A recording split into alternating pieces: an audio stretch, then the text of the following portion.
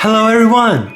In this clip, we introduce a board game designed to make personal finance easier to understand.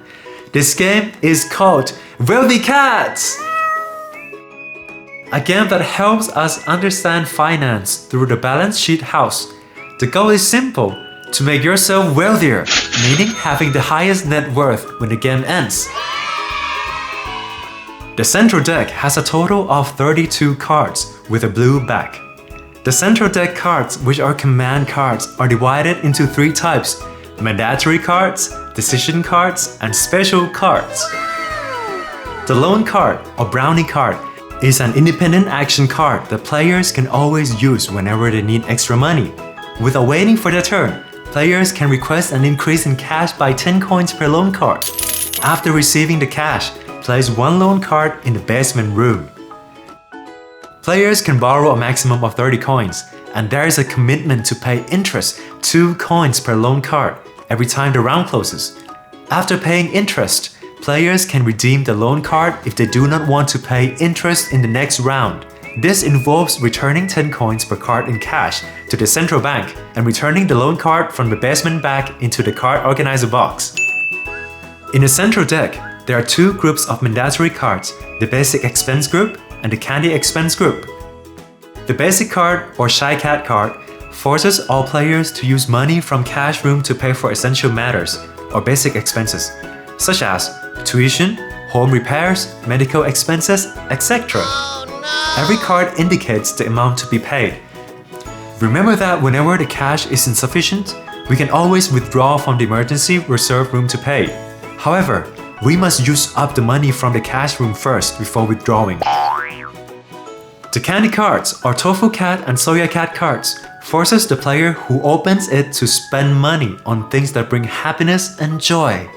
Only the person who opens the card pays, while other players can decide whether to join the indulgence as well. Every card indicates the amount to be paid. When cash is low, you will have to borrow money to indulge yourself. In the central deck, there is a group of decision cards that offer an opportunity for all players to plan, decide carefully and thoroughly to build wealth in their own balance sheet, or an opportunity to find a solution to their own financial problems. The production card, or this Jasmine Cat card, invites everyone to decide whether to mail munchie cookies to sell or not. You can bake from 1 dozen up to a maximum of 3 dozen.